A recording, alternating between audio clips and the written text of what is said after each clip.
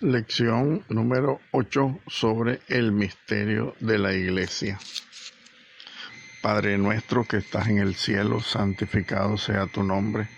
Venga a nosotros tu reino, hágase tu voluntad en la tierra como en el cielo.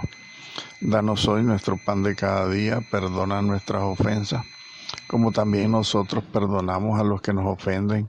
Y no nos deje caer en tentación y líbranos de todo mal. Amén. Bienvenidos a todos, queridos hermanos, a nuestra lección número 8 sobre el misterio de la Iglesia, o lo que es lo mismo, eclesiología. Una vez concluido nuestra reflexión sobre una primera investigación como teólogo sobre el misterio de la Iglesia, quiero hacer un análisis comparativo, si ustedes quieren, con esta investigación y el trabajo realizado en el año 1984 y 85 de la Comisión Teológica Internacional, y que este trabajo dirigido por el cardenal Joseph Ratzinger, después Papa Benedicto XVI, y que servirá de contribución al sínodo extraordinario que se celebró en noviembre de 1985 en Roma, ¿verdad? En el Vaticano. Entonces es un análisis que se realiza en 1985, a 20 años de la clausura del Concilio Vaticano II y de su específica constitución dogmática sobre la Iglesia, la Lumen Gentium, luz de las gentes. Entonces la Comisión Teológica Internacional hace un análisis y lo ha titulado Temas selectos de eclesiología, y elaborado por la Comisión Teológica Internacional. Esto significa pues que es un análisis del magisterio de la Iglesia, porque fue corroborado en primer lugar por Joseph Ratzinger como prefecto de la Congregación para la Doctrina de la Fe, y después ratificado por el Papa San Juan Pablo II, quien lo autorizó y pidió pues su publicación.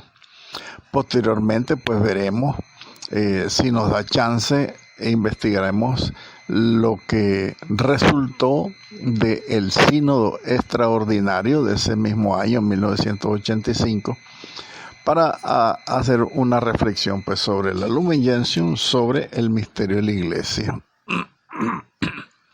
Bien, comencemos. Si bien es cierto, ya todos estos temas un poco los averiguamos, los investigamos y ya los pusimos en nuestras primeras 7 lecciones, pues veremos a ver que sin querer repasar o repetir lo mismo, pues queremos decir algunas cosas parecidas, pero mejoradas, digo yo, porque yo soy teólogo, pero la Comisión Teológica Internacional, pues es como la madre de todos los teólogos en el mundo entero. Es una comisión del Vaticano que trabaja pues al servicio del Papa. Bien, el primer título, ¿qué significa pues este misterio de la Iglesia? En primer lugar, punto número 1, quisiera llamarlos así, punto número 1, la fundación de la Iglesia por Jesucristo. El estado de la cuestión, ¿cómo está esto? Tenemos que aclarar algunas cosas. La Iglesia siempre ha mantenido no solo que Jesucristo es el fundamento de la Iglesia, sino que también él mismo, Jesucristo, ha querido fundar una iglesia y que la ha fundado de hecho. Otra cosa que tenemos que sentar claro es que la iglesia ha nacido de la libre decisión de Jesucristo. Y por último, que la iglesia debe su existencia al don que Él mismo Jesucristo ha hecho de su propia vida sobre la cruz. Entonces, por todos estos motivos, el Concilio Vaticano II llama a Jesucristo el fundador de la Iglesia. Por el contrario, ciertos representantes de la crítica histórica moderna de los evangelios han podido a veces sostener la tesis según la cual Jesús no ha fundado, de hecho, la Iglesia, y que por la prioridad dada al anuncio del reino de Dios, Jesús no ha querido tampoco fundarla. Esta manera de ver tuvo como consecuencia disociar la fundación de la Iglesia de este Jesucristo histórico, este Jesucristo real, este verdadero hombre que existió hace 2000 años. Y incluso se renunció a las palabras fundación o se renunció a la palabra institución y se retiró su alcance a los actos que se refieren a ella, a la Iglesia. El nacimiento de la Iglesia, como se prefiere decir hoy, fue entonces considerado como un acontecimiento post-pascual. Este fue cada vez más frecuentemente interpretado como puramente histórico y sociológico. Esto significa que, según los críticos históricos, pues ¿verdad? Los contrarios, dijera yo, a la doctrina del magisterio de la Iglesia, que hablan que la fundación de la Iglesia ocurre o nace de un acontecimiento post-pascual. Ya sabemos que toda la realidad de nuestra fe es post-pascual. Entonces no tenemos que asustarnos tampoco de esta definición porque tiene muchas cosas de verdad. Este desacuerdo entre la fe de la Iglesia, recordada más arriba, esto que hemos reflexionado ahorita, y ciertos conceptos atribuidos abusivamente a la crítica histórica moderna, ha dado lugar a numerosos problemas. ¿Por qué? Porque los críticos modernos pues quieren, en contra de la Iglesia, quieren establecer sus propias concepciones de lo que es el misterio de la Iglesia, y esto ocasiona problemas realmente. Ahora bien, para abordar estos problemas, estas dificultades, estas divergencias históricas y encontrarle una solución, es necesario, dice la Comisión Teológica Internacional, manteniéndose en el terreno de la crítica y sirviéndose de sus métodos, buscar, ¿verdad?, con la luz del Espíritu Santo, una nueva manera de justificar y de confirmar la fe de la Iglesia. Entonces, para esto veamos los conceptos pues, de la palabra eclesia, del latín eclesia, los diferentes sentidos de esta palabra. Iglesia, eclesia, es un término teológico muy cargado de sentido.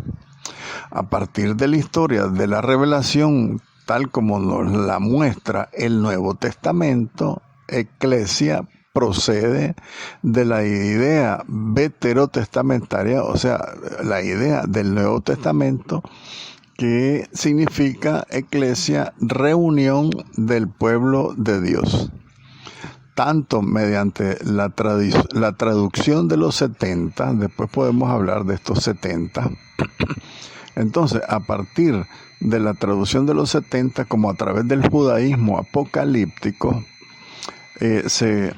se define pues esta idea o el término teológico muy cargado de sentido que significa, repito, reunión del pueblo de Dios. Y los 70 apoyan pues esta definición. Y que a partir del rechazo de que fue objeto por parte del pueblo de Israel, el pueblo de Israel rechazó la iglesia que nacía con Jesucristo, este mismo Señor Jesús no ha fundado una sinagoga aparte. Y también tenemos que tener claro que no ha creado una comunidad separada en el sentido de un resto santo o de una secta que se hace secesión, o sea, separación. Jesucristo ha querido, por el contrario, convertir a Israel. Esa era la intención de Jesucristo, dirigiéndole un mensaje de salvación que está transmitido finalmente de forma universal, como lo refiere el Evangelio de San Mateo capítulo 8 y San Marcos en el capítulo 7. Sin embargo, no existe iglesia en el sentido pleno y teológico del término más que después de la Pascua, bajo la forma de una comunidad compuesta en el Espíritu Santo, esa comunidad compuesta a través del Espíritu Santo, compuesta por judíos y paganos según el término bíblico, dice San Pablo a los Romanos en el capítulo 9.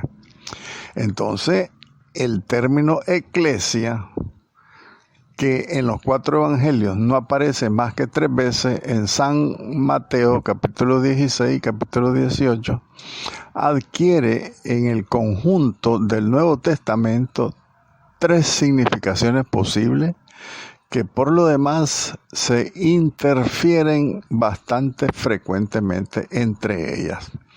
El Nuevo Testamento, estos 3 conceptos de eclesia son los siguientes: asamblea de la comunidad. También se define eclesia como cada una de las comunidades locales, y también se entiende eclesia como la iglesia universal.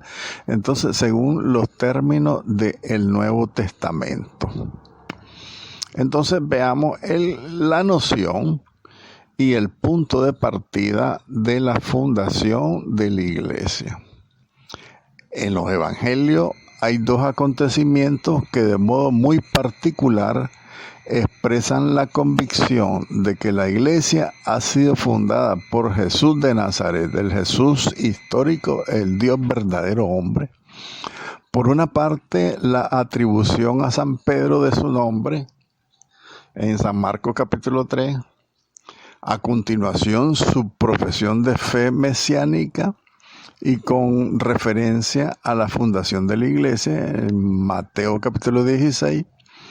Y por otra parte, la institución de la Eucaristía, que también la tienen los evangelios de Marcos, Mateo y Lucas, y San Pablo lo refiere en la primera carta a los Corintios, capítulo 11, la institución de la Eucaristía. Por otro lado, los logia, o sea, todo lo que es la tradición, los escritos antiguos de Jesús, que concierten a Pedro, como también el relato de la cena, estas logias juegan ciertamente un papel primordial en la discusión sobre el problema de la fundación de la iglesia. Sin embargo, hoy es preferible no ligar la respuesta a esta cuestión de la iglesia que se pone a propósito de la fundación de la iglesia por Jesucristo.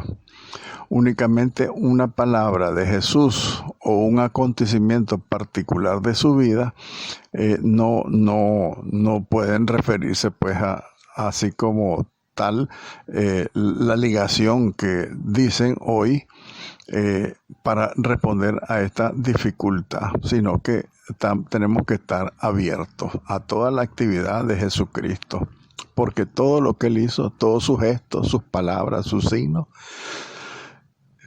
significan y realizan todo lo que Él quería realizar: la conversión del pueblo de Israel, la institución de su propia iglesia, la iglesia universal, como están los conceptos pues del Nuevo Testamento: asamblea de la comunidad, iglesia cada una de las comunidades locales, principalmente San Pablo hace esa referencia, y también la iglesia universal cuando Jesús le dice tú eres Pedro, y sobre ti edificaré mi iglesia.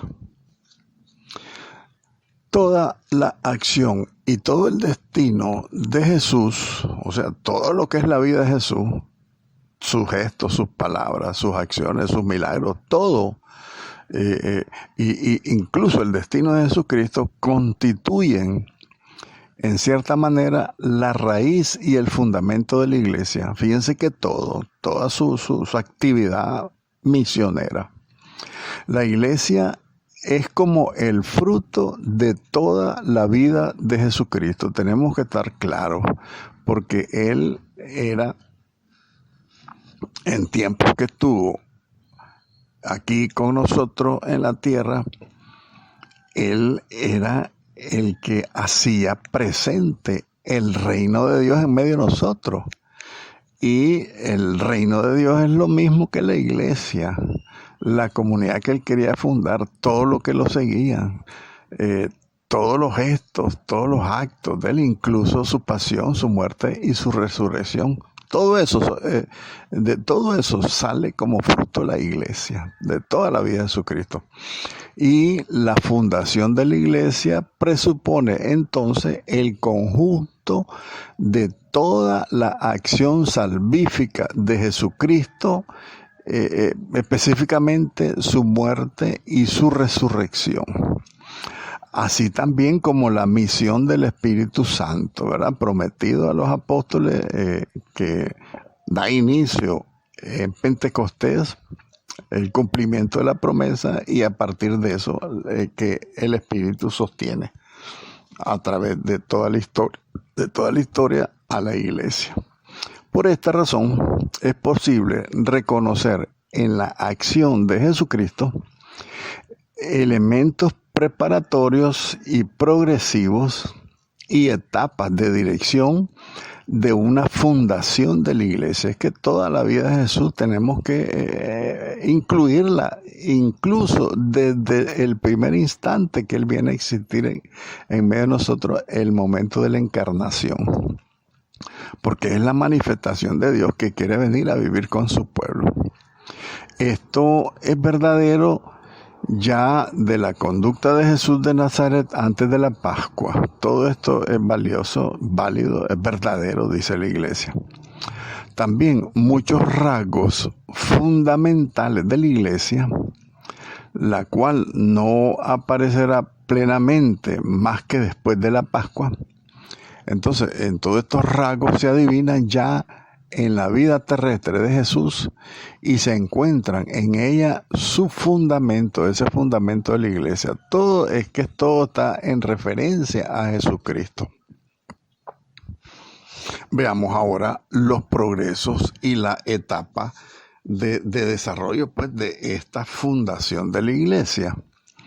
Los progresos y las etapas que acabamos de mencionar en todo lo que es la actividad pública de Jesús, todo esto testimonia ya separadamente, pero de manera todavía más clara en su orientación de conjunto. Tenemos que verlo todo en una sola y misma intención.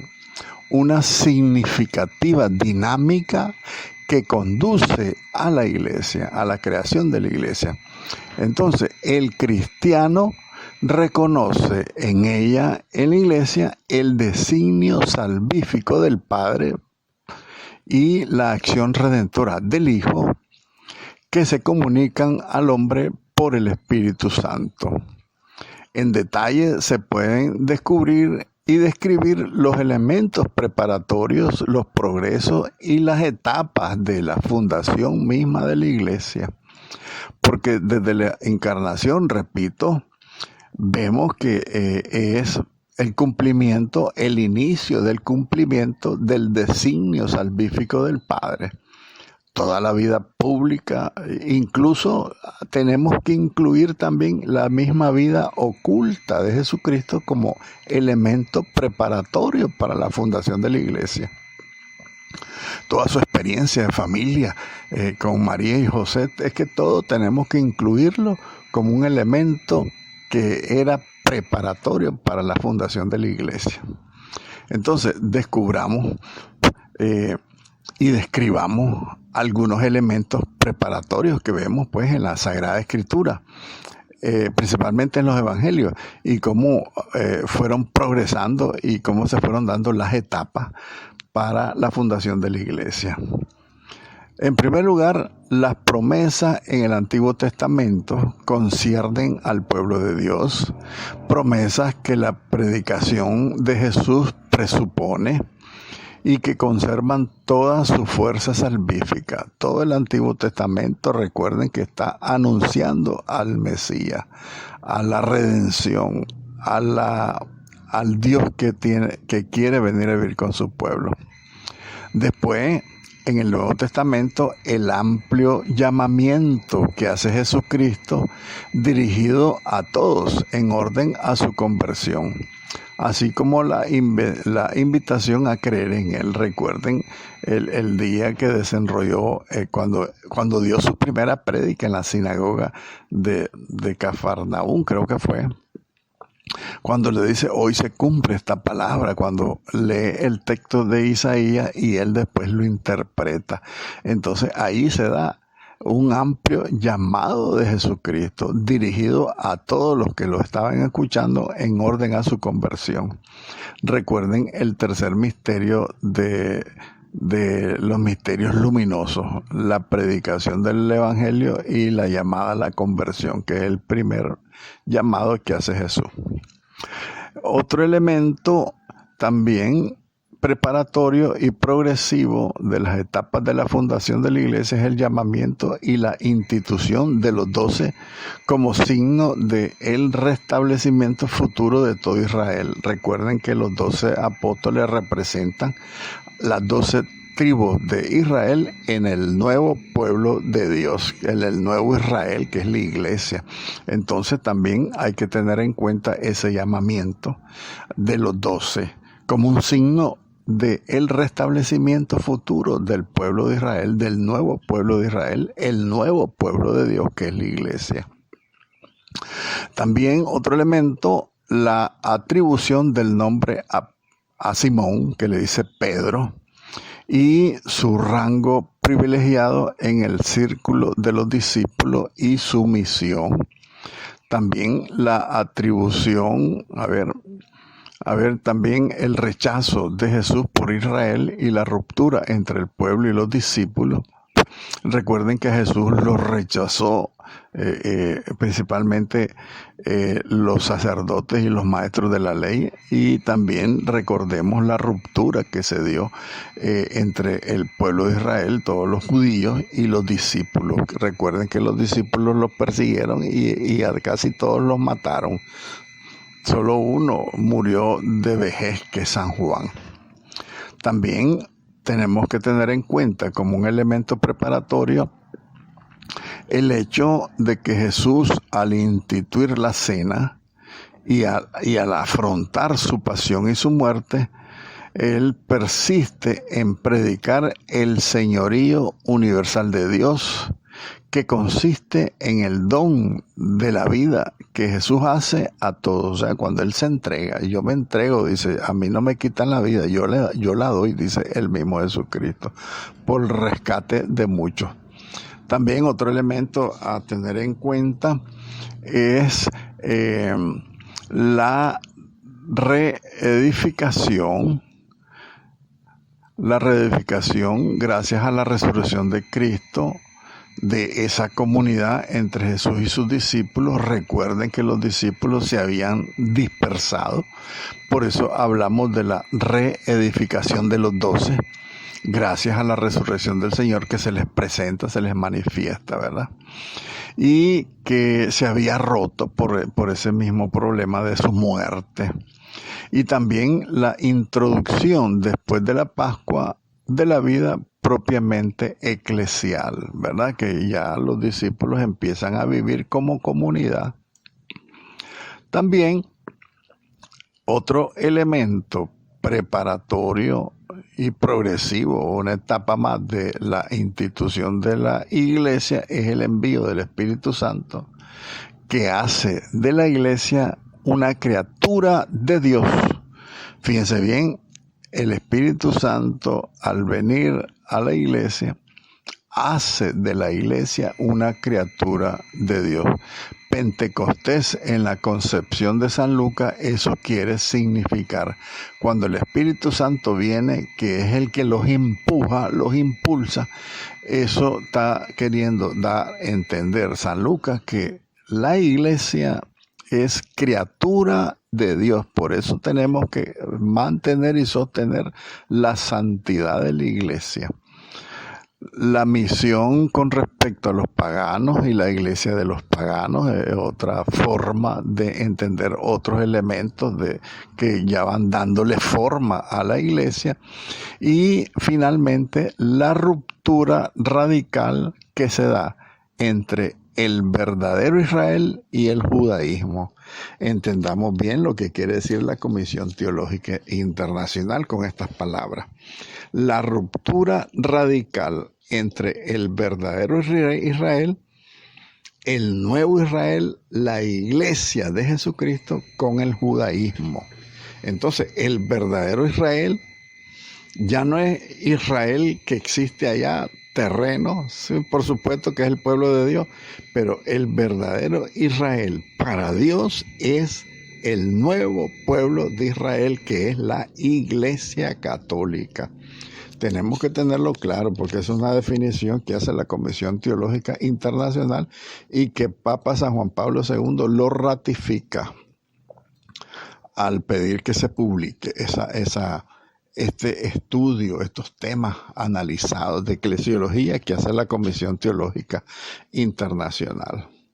Bien, ninguna de todas estas etapas que hemos mencionado toma aparte. Es totalmente significativa cada una de ellas. No podemos tomarlas aparte, todas son significativas juntas. Todas estas etapas, puestas una tras otra, muestran bien que la fundación de la iglesia debe comprenderse como un proceso histórico de la revelación.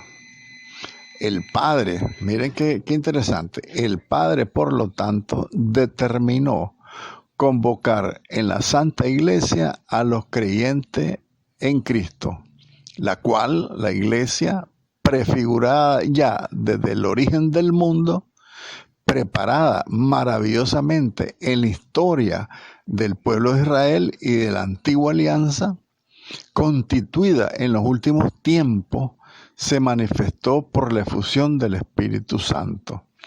Y esta iglesia será consumada gloriosamente al final de los siglos, el día del juicio final.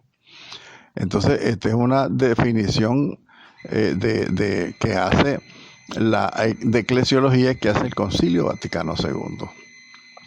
Simultáneamente, en este desarrollo de la fundación de la iglesia se constituye la estructura fundamental, permanente y definitiva de la iglesia. La iglesia terrestre misma es ya el lugar de reunión del pueblo escatológico de Dios. Ella, la iglesia, continúa la misión confiada por Jesús a los discípulos y en esta perspectiva se puede llamar a la iglesia germen y comienzo en la tierra del reino de Dios y del reino de Cristo. Esta es la función escatológica de la iglesia. La iglesia terrena, la iglesia terrestre, es el lugar de reunión de ese pueblo escogido por Dios, ese pueblo escatológico. O sea, todos los ciudadanos del cielo deben de nacer dentro de la iglesia católica, porque es el verdadero pueblo de Israel que Dios quiso formarse, porque el antiguo pueblo lo rechazó. Entonces él se formó un nuevo pueblo de Israel, que es el verdadero Israel, que es la iglesia. Es interesante, profunda el análisis de la Comisión Teológica Internacional. Bien, pasemos a otro punto. El origen permanente de la iglesia en Jesucristo. Ojo con este título. La palabra permanente quiere decir que si Jesús un día llegara a retirarse de la iglesia como cabeza, la iglesia deja de existir. Entonces, por lo tanto, Jesucristo la sostiene, ¿verdad? Porque el origen es permanente en Jesucristo. La iglesia fundada por Cristo no depende de Él solamente en su proveniencia, o sea, que proviene de Él de una manera exterior, de una manera histórica, de una manera social. La iglesia fundada por Cristo no depende de Él solamente porque Él la fundó o porque Él desde fuera vino a establecerla.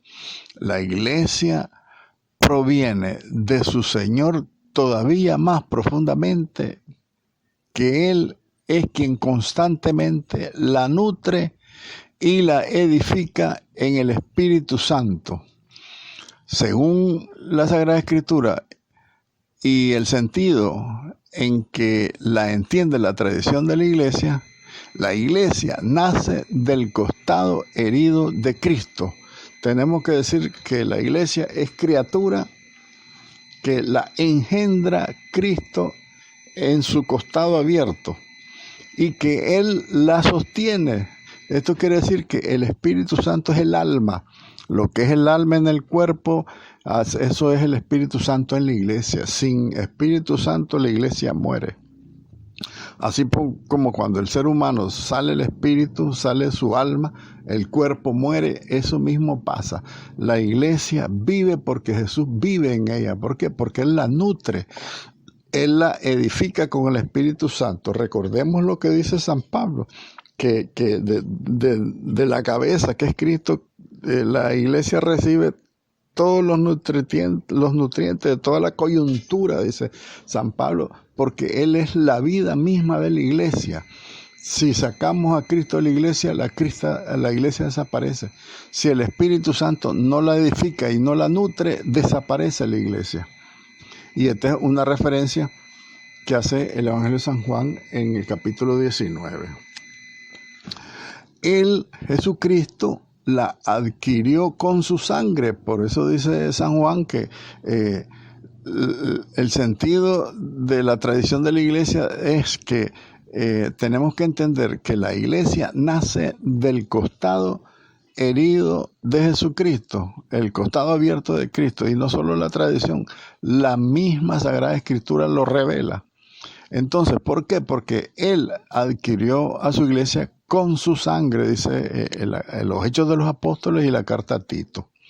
Su naturaleza está fundada entonces en el misterio de la persona de Jesucristo y de su obra salvífica. Entonces, la naturaleza de la iglesia, o sea, la parte esencial de la iglesia es eso mismo, el misterio de Cristo, su obra salvífica. Así por eso, la iglesia vive constantemente de su Señor y para su Señor. El Concilio Vaticano II habla también en la Sacrosantum Concilium, en la Reforma de la Liturgia, habla de que Jesucristo por eso es el Alfa y el Omega. Es el primero y el último. La iglesia debe nacer de Cristo como de su fuente y llegar hacia Él como a su fin. Por eso Jesucristo es el Alfa y el Omega. Él sostiene, nutre, edifica a la iglesia a través de su Espíritu. Bien, esta estructura fundamental de la iglesia se expresa en numerosas imágenes bíblicas bajo aspectos diversos. ¿Cómo la refiere la Sagrada Escritura? ¿Cómo se refiere la Sagrada Escritura a la iglesia? Dice, esposa de Cristo, la grey de Cristo, propiedad de Dios, templo de Dios, pueblo de Dios, casa de Dios, plantación de Dios. Todos esos son textos bíblicos y sobre todo cuerpo de Cristo, dice San Pablo. Imagen que San Pablo desarrolla refiriéndose sin duda a la misma Eucaristía que se ofrece en el capítulo 10 de la primera carta a los Corintios, él mismo hace como el telón de fondo de su interpretación. San Pablo lo interpreta de esta manera. Entonces, esta formulación se amplía todavía más en la carta a los Colosenses y en la carta a los Efesios. Cristo, dice San Pablo, es la cabeza del cuerpo de la iglesia.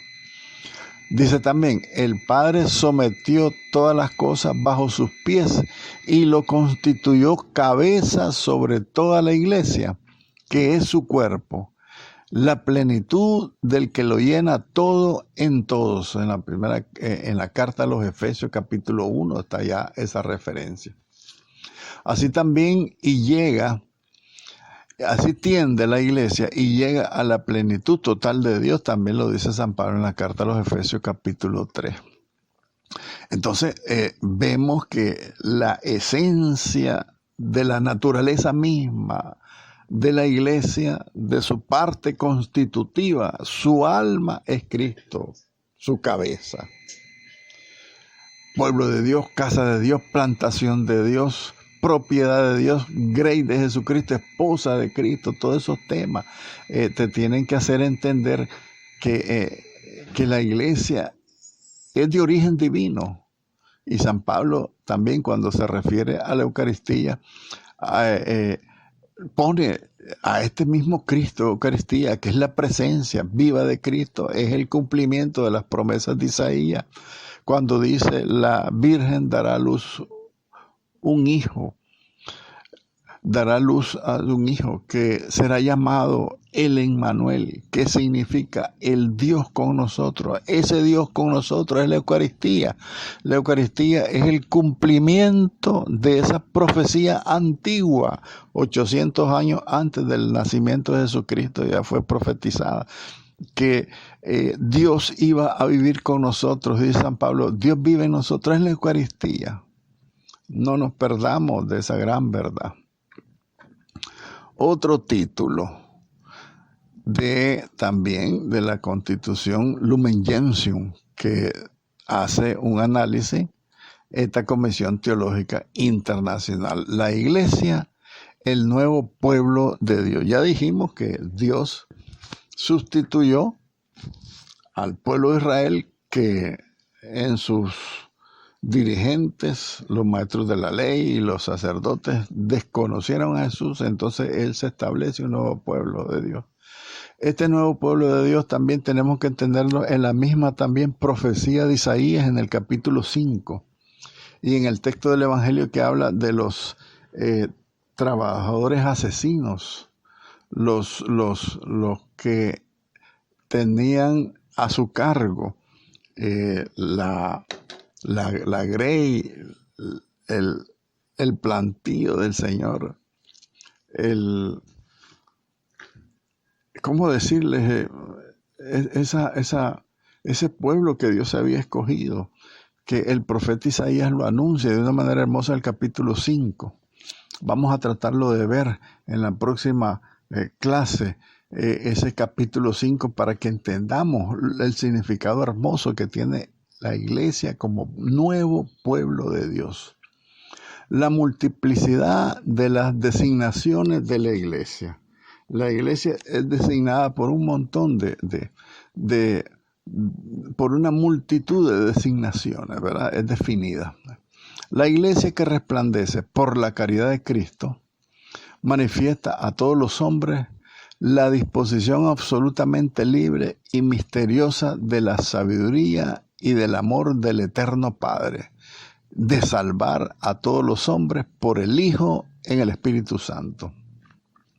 Para subrayar a la vez la presencia de la iglesia, de esta realidad divina trascendente y la expresión histórica que la manifiesta, el Concilio Vaticano II en la Lumen Gentium ha designado a la iglesia con esta palabra misterio. La iglesia entonces es un misterio porque viene de Dios, porque solo Dios conoce el nombre propio que expresaría toda la realidad de la iglesia. Nosotros no la podemos ni siquiera abarcar. Fíjense que nosotros, para llegar más allá de lo profundo, decimos que la iglesia es sacramento de salvación para toda la humanidad, pero que esa expresión no le dice nada casi a nadie. ¿Por qué? Porque la iglesia es el mismo Cristo presente que quiere salvar a través de nosotros, sus hijos, los miembros de la iglesia, salvar a toda la humanidad. Pero también esto es un misterio para los que no quieren conocer a Dios. Porque solo Dios conoce el nombre propio que expresaría toda la gran realidad hermosísima que es la iglesia. El lenguaje de los hombres experimentan su inadecuación radical con esta expresión total del misterio. En el lenguaje humano no podemos explicar el misterio de la iglesia. Debemos entonces, por esto, recurrir a múltiples imágenes, a muchas analogías, a muchas representaciones que por lo demás no podrán designar jamás más que aspectos parciales de esta realidad del misterio profundo de la iglesia, el nuevo pueblo de Dios. Gloria al Padre, al Hijo y al Espíritu Santo, como era en el principio, ahora y siempre, por los siglos de los siglos. Amén.